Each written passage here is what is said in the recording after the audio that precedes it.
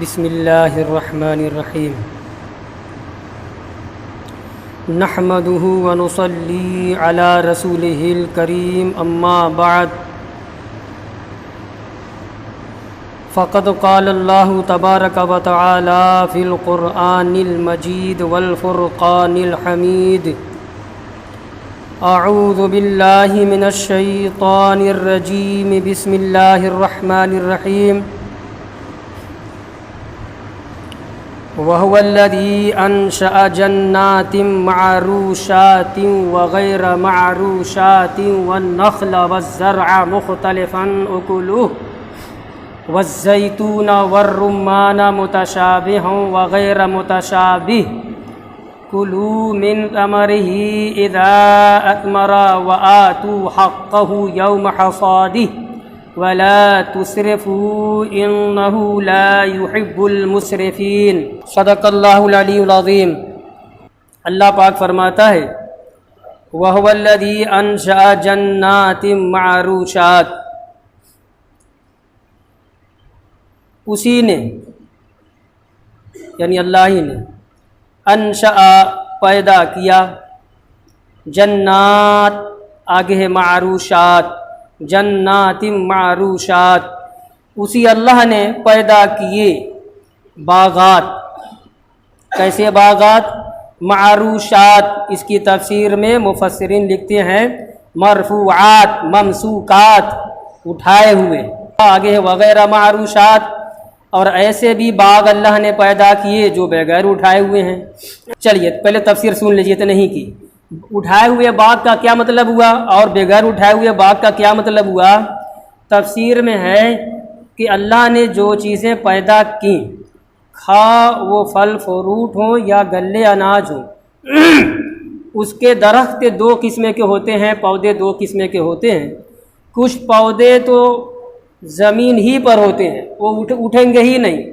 مثال دی ہے تفسیر میں جیسے انگور کا درخت، خربوزہ کا درخت، تربوز کا، تو اب یہ تو کسان یا باغبان بتائے گا نا، لیکن کتابوں سے معلوم ہو گیا تو اس کا مطلب کہ ہاں تو معروشات اٹھائے ہوئے، تو یہاں پہ قرآن کہہ رہا ہے کہ اللہ نے ایسے باغ بھی پیدا کیے جو اٹھائے ہوئے ہیں، یعنی ایسے باغ اور ایسے اس کے پھل فروٹ جو بذات خود اللہ نے ٹہنیوں والا نہیں بنایا ہے، جیسے نیم کا درخت ہوتا ہے مثلا، ہے نا، کھجور کا درخت ہوتا ہے، کتنا اٹھا ہوا ہوتا ہے، تو یہاں وہ نہیں ہے، ان کو اٹھایا جائے۔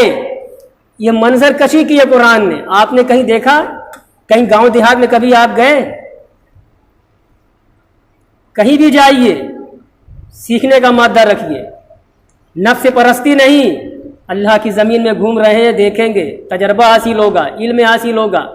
سیر کیجئے، قرآن نے کہا ہے سیرو فی الارض، زمین میں گھومو سیر کرو۔ تو یہ قرآن نے جو حکم دیا ہے زمین میں گھومو سیر کرو، وہ ٹھٹھا کرنے کے لیے تھوڑے، نفس پرستی کے لیے تھوڑے، صرف مزہ لینے کے لیے تھوڑے، عبرت کے لیے۔ دیکھو، تجربہ حاصل کرو، خدا کی کیسی کیسی مخلوق ہے، خدا نے کیسے کیا بنایا ہے، نصیحت پکڑو، اللہ کی وحدانیت پر ساری چیزیں دلیلیں ہیں۔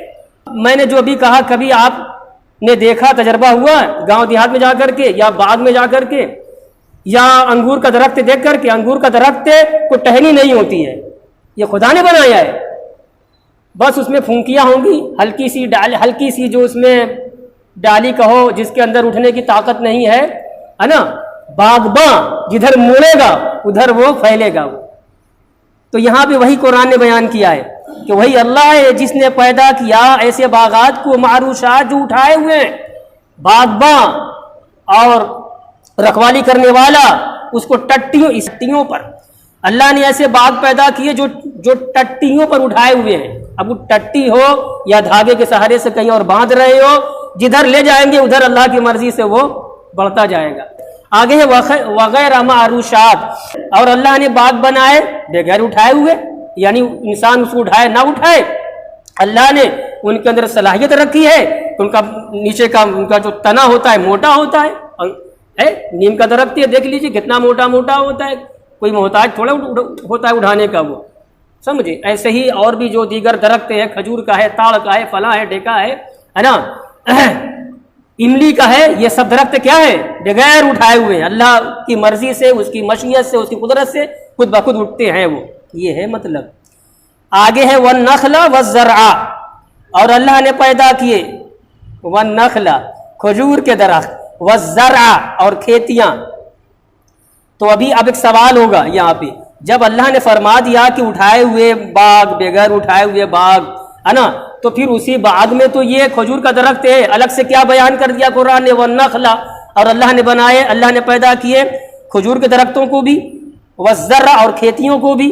تو جب باغ کی بات ہو گئی، پیداوار کی بات ہو گئی، ساری پیداوار زمین کی جو باغ میں ہوتی ہیں یا کھیت کھلیان میں ہوتی ہیں، ان کی دونوں صورتیں بیان کرتی، کچھ اٹھائے ہوئے کچھ بغیر اٹھائے ہوئے. تو انہی میں یہ بھی تو ہے، انگور کا درخت، کھجور کا درخت اور کھیتیاں الگ سے بیان کہتے ہیں. ایسے ہی ہے جیسے کہ سورہ بقرہ کے اندر اللہ پاک نے فرمایا من کان عدوا للہ وملائکتہ، جو دشمن ہوگا اللہ اور اللہ کے فرشتوں کا. اس کے بعد کیا فرمایا؟ وجبریل ومیکائیل، اور دشمن ہوگا جبریل کا اور دشمن ہوگا میکائیل کا. فإن اللہ عدو للکافرین، تو بے شک اللہ دشمن ہے کافروں کا. کیا مطلب ہوا؟ جب قرآن نے کہہ دیا کہ بے شک جو دشمن ہوگا اللہ کا اور اللہ کے فرشتوں کا، تو فرشتے میں جبریل بھی ہیں، میکائیل بھی ہیں. پھر بھی قرآن کہہ رہا ہے وجبریل ومیکائیل، اور جو دشمن ہوگا جبریل کا اور میکائیل کا. تو اس کا مطلب یہ ہوا کچھ چیزیں ایسی ہوتی ہیں بعد میں خاص کرنے کے لیے کچھ اور ذکر کر دیا جاتا ہے. تو کھجور کے درخت کو اللہ نے خاص کر دیا، حالانکہ کھجور کا درخت بھی باغات میں آ گیا. تو خاص کیوں کیا؟ لفضیلتہ، لشرافتہ، اس کی فضیلت کی وجہ سے اللہ نے اس کو منفرد بنایا ہے نا. کھجور میں اب آج کس سائنس سے کہہ رہی ہے کھجور کھاؤ تو اس میں پروٹین بھی ہوتی ہے، کیلشیم بھی ہوتا ہے، ساری طاقتیں کھجور میں ہوتی ہیں. سمجھ گئے؟ ایسے ہی انجیر میں ہے، والتین والزیتون قرآن نے کہا ہے. اللہ پاک قسم فرما رہا ہے، والتین، قسم ہے تین کی. یہ تین کیا ہے؟ جو انجیر کھاتے ہیں ہم، جو انجیر کھاتے ہیں سکے کی طرح ہوتی ہے، موٹی نا، اس کے اندر خشخش کے دانے کی طرح ہوتا ہے نا، باریک باریک کوچو تو اچھا لگتا ہے. اس ایک دانہ جو رائی کا دانہ سے چھوٹا ہوتا ہے، آج کی سائنس سے کہہ رہی ہے، ڈاکٹر اطباء کہہ رہے ہیں کہ اس ایک دانے میں 1 لیٹر سے بھی زیادہ پانی کا اس میں چھمتا ہوتی ہے. 1 لیٹر جتنا ہم پانی پئیں گے وہ ایک دانہ جو ہزاروں انجیر میں ہوتا ہے. سمجھ گئے؟ یہ سب قدرتی چیز ہیں.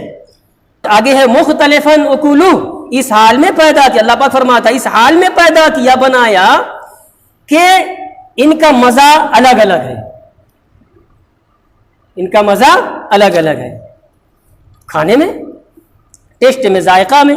آگے والرمان، اور اللہ پاک فرما رہا ہے کہ اللہ نے پیدا کیا والرمان، انار کو، متشابہہ وغیرہ متشابہ، باہم ایک دوسرے سے متشابہ ملتے ہوئے بھی اور الگ الگ بھی. دیکھ کے تو سب لگ رہے ہیں، کوئی ٹیڑھا میڑھا ہے، کوئی لمبا ہے، یہ دیکھ کے سبھی لگ رہے ہیں، مگر کھانے میں سب کا ذائقہ ٹیسٹ الگ الگ بھی ہوئی ہے کہ ایک دوسرے سے ملتے جلتے بھی اور جدا جدا بھی. بعض کھٹے ہوتے ہیں، بعض میٹھے ہوتے ہیں، بعض کھٹے میٹھے دونوں ہوتے ہیں، ہے نا. یہی سب ہے اس میں تفسیر میں، متشابہ وغیرہ متشابہ. آگے قرآن کہتا ہے یہ انعام اللہ کا نہیں ہوا. اللہ پاک فرماتا ہے کلو من ثمری، اللہ کے پھل میں سے کھاؤ، اللہ نے دیا ہے، کھاؤ. کب؟ اذا اثمرا، جب پھل پک جائے، جب پھل پک جائے تو کھاؤ. یہ حکم ہے. ہر حکم وجوب کو نہیں چاہتا، ہر حکم وجوب کو نہیں چاہتا. قرآن میں بھی جو احکامات آئے ہیں، بعض اس میں بعض حکم فرض کے درجے میں ہیں، بعض احکام واجب ہیں، بعض احکام سنت ہیں، بعض سنت سے بھی نیچے مستحب ہیں. قرآن نے گنا دیا کہ اللہ نے پیدا کیا یہ پھل ایسا، یہ ہے، کھاؤ. تو اب کھانا ضروری تھوڑے کہ قرآن کہہ رہا ہے یہ امر استحباب ہے، اللہ نے دیا ہے، نوازا ہے تو کھاؤ، مطلب یہ ہوا، ورنہ کوئی گناہ نہیں کھاؤ گے تو. آگے وَآتُوا حَقَّهُ يَوْمَ حَصَادِهِ، اب یہ کھیتی کے تعلق سے بھی ہے اور پھل فروٹ کے تعلق سے بھی ہے. قرآن کہتا ہے وَآتُوا حَقَّهُ، کھیتیوں کا حق ادا کرو، پھل فروٹ کا حق ادا کرو. کب؟ یوم حصادی، کاٹے جانے کی دن. یہاں پہ تفسیر میں دیکھ رہا تھا جو چیز پھل کی شکل میں پیداوار ہو یا گلے اناج کی شکل میں ہو اس میں عشر ہے. کیا ہے؟ عشر. اس کا 10واں حصہ دینا یہ زکوٰۃ میں فرض ہوتا ہے. بعض مفسرین نے کہا وہی مراد ہے، بعض نے کہا وہ تو ہے ہی ہے، دوسری آیت سے بھی ثابت، دوسری حدیث سے بھی ثابت ہے نا، اس میں زکوٰۃ فرض ہے. لیکن یہاں پہ یہ جو امر ہے امر استحبابی ہے. مطلب کیا مطلب استحبابی ہے؟ تم اگر کاٹ رہے ہو، ایک باغات کے مالک اور ایک کھیت کھلیان کے مالک، اگر تم اپنی کھیتیاں کاٹ رہے ہو یا پھل پک چکا ہے کاٹ رہے ہو اور کوئی بھی سامنے آ جائے تو اس کو خالی ہاتھ نہ لوٹاؤ. مانگنے والے چلتے ہیں، وہ کیا ہے ان کا دین ایمان جانے. ہمارے دروازے پر آ گئے، اللہ کا نام، اللہ کے نام کا واسطہ سب دے رہے ہیں نا، ہمیں دینا چاہیے. 1 ہی روپیہ صحیح، روپیہ 2 روپیہ دے دو ان کو. اب یہ اور بات ہے کہ جن کے بارے میں ہم جانتے ہیں کہ یہ بہت یہ مانگنے والا مرد ہے، عیاش ہے اور شرابی ہے، فلاں، اگر ہم جانتے ہیں خوبصورتی سے اس کو، وہ سب چیز الگ ہے. تو یہ ہے وَآتُوا حَقَّهُ یوم حصادی. قرآن کہہ رہا ہے کہ جس دن یہ پھل فروٹ کاٹے جائیں یا کھیتیاں کھیت سے کاٹی جائیں تو ان کا حق ادا کرو. حق ادا کرنے کی تفسیر میں نے آپ کے سامنے بیان کر دی. وَلَا تُسْرِفُوا، اور حد سے مت بڑھو، حد سے مت بڑھو. اِنَّهُ لَا يُحِبُّ الْمُسْرِفِينَ، بے شک اللہ تبارک و تعالی حد سے بڑھنے والے کو پسند نہیں فرماتا. اس کی تفسیر میں لکھا ہوا ہے کہ جو گلہ اناج ہو، جو پھل فروٹ ہو، کھانے کی جو بھی چیزیں ہیں، اللہ نے اگر ان کو حلال کیا ہے تو تم حرام اپنی طرف سے مت کہو، اور اللہ نے حرام کیا ہے اس کو حلال مت کہو. یہ اسراف کو حد سے بڑھنا ہوا، اور اللہ تبارک و تعالی حد سے بڑھنے والے کو پسند نہیں رکھتا. وآخر دعوانا الحمد للہ رب العالمین.